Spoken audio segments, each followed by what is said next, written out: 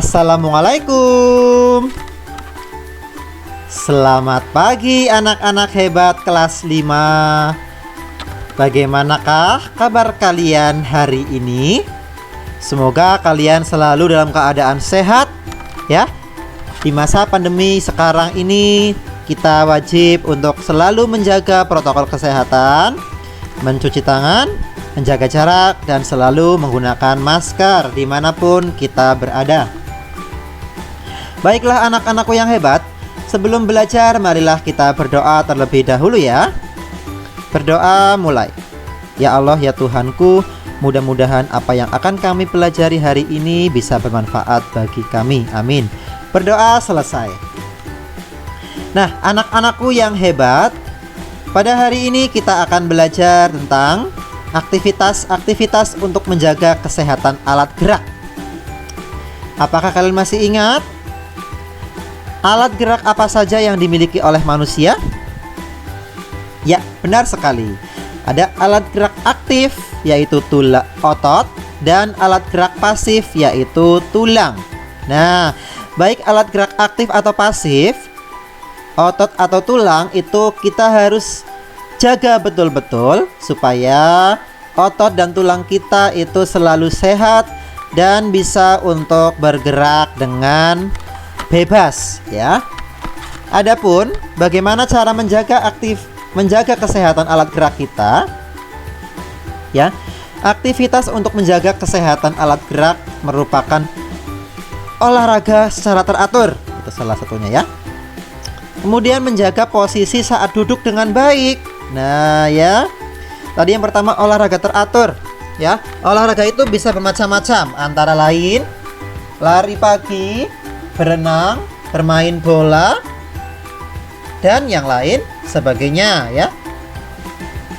Jika kita tidak bisa olahraga yang berat-berat, maka kita olahraga yang ringan dengan menggerakkan tangan atau menggerakkan kepala ya. Kemudian menjaga posisi saat duduk. Ya, pastikan ketika sedang duduk kita posisinya badannya tegap lurus. Ya, jangan sampai bungkuk, karena ini akan mempengaruhi tulang kita menjadi bengkok. Ya, kemudian yang ketiga, mengkonsumsi makanan yang bergizi, terutama untuk tulang dan otot. Ya, perbanyak minum susu yang mengandung kalsium yang baik untuk tulang dan gigi.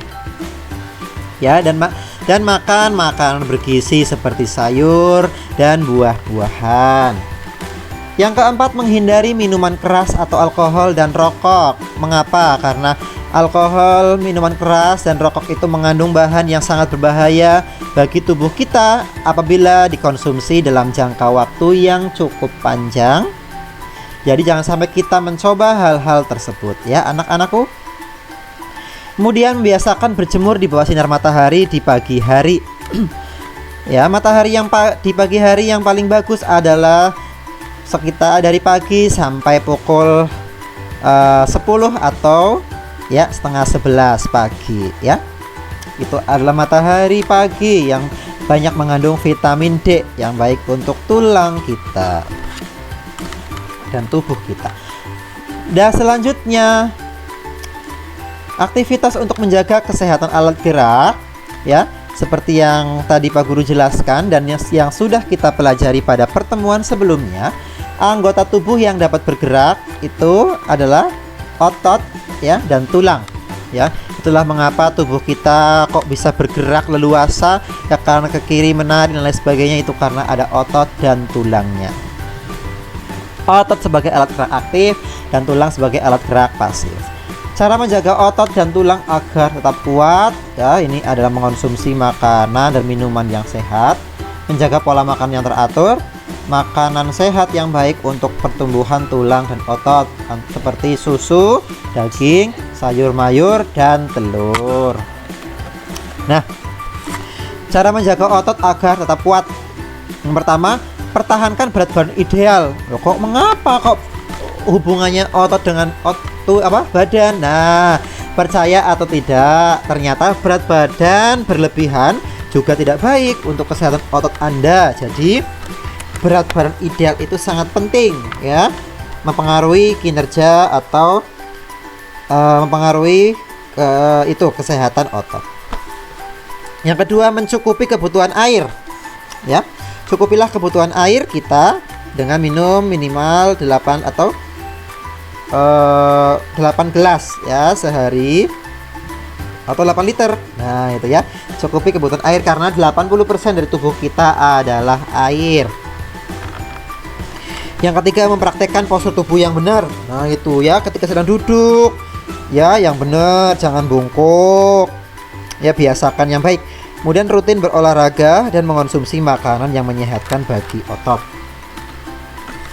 Kemudian bagaimana cara menjaga tulang agar tetap kuat? Yang pertama, mengonsumsi beraneka jenis sayur. Ya, yang kedua, mencukupi asupan vitamin D. Yang ketiga, melakukan olahraga rutin. Yang keempat, menghentikan kebiasaan merokok dan minuman beralkohol. Yang kelima, mencukupi kebutuhan kalsium, ya, minum susu dan mengonsumsi suplemen kalsium jika diperlukan.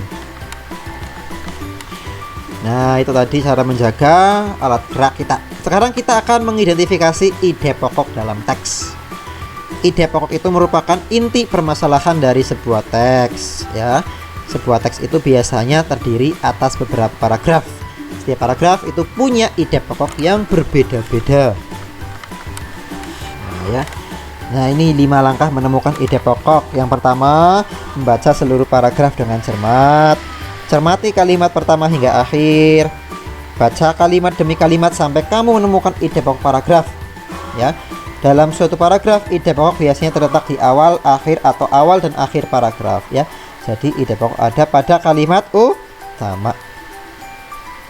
Yang keempat, tandai ide pokok tiap paragraf. Dan yang kelima, tandai info penting dalam tiap paragraf. Nah, bagaimana cara menemukan ide pokok pada teks lisan? Ya, teks lisan berarti teks yang diucapkan, bukan tertulis. Yang pertama, mendengarkan teks secara keseluruhan. Yang kedua, mencatat informasi yang penting yang berisi permasalahan atau peristiwa yang terjadi dalam teks. Yang ketiga, menentukan topik teks percakapan. Dan yang keempat, menentukan kalimat utama yang menjadi inti permasalahan dari teks percakapan. Contohnya ini ya, Indonesia memiliki berbagai bahasa daerah, misalnya bahasa Batak, bahasa Jawa, dan bahasa Sunda. Nah, itu ide pokoknya atau gagasan pokoknya. Kemudian yang lain adalah gagasan pendukung, ya. Jadi yang lain selain ide pokoknya itu merupakan gagasan pendukung. Oke, anak-anakku yang hebat, semangat belajar, selamat belajar ya. Sampai jumpa di video yang selanjutnya. Wassalamualaikum warahmatullahi wabarakatuh.